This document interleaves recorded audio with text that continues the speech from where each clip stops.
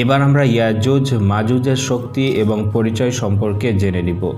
তারপরে দুইজনের মধ্যে কার বেশি শক্তি ক্ষমতা সেটা আপনাদেরকে জানাবো। ইয়াজুজ মাজুজ সম্পর্কে আল্লাহ তাআলা জানিয়ে দিয়েছেন, হাত্তা ইদা ফুতিহাত ইয়াজুজ ওয়া মাজুজ ওয়া হুম মিন কুল্লি হাদাবিন ইয়ানসিলুন। যখন ইয়াজুজ মাজুজ মুক্ত করা হবে, তারা প্রতিটি উচ্চ স্থান থেকে ধেয়ে আসবে। ইয়াজুজ মাজুজ সম্পর্কে কোরআনে দেখতে পাওয়া যায়। বাদশাহ জুলকারনাইনের ঘটনায় জানা যায়, তিনি বলেছিলেন, তোমরা শক্তি দিয়ে সাহায্য করো, আমি তাদের মধ্যে একটি প্রাচীর নির্মাণ করব। বাদশাহ জুলকারনাইন ইয়াজুজ মাজুজকে একটি প্রাচীর দিয়ে ঢেকে দিয়েছিলেন।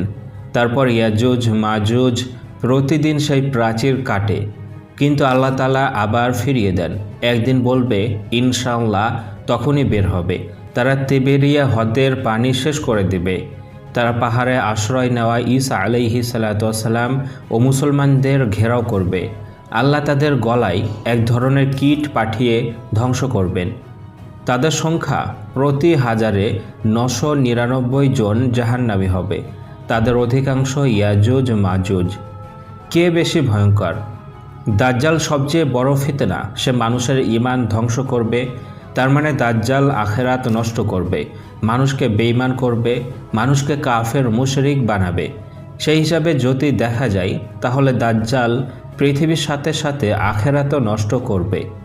আর ইয়াজুজ মাজুজ সবচেয়ে ভয়ঙ্কর ধ্বংসকারী জাতি, যারা দুনিয়াকে খেয়ে শেষ করে ফেলবে। পৃথিবীতে প্রচুর পরিমাণে ধ্বংস চালাবে, মানুষকে নিঃস্ব করে দেবে।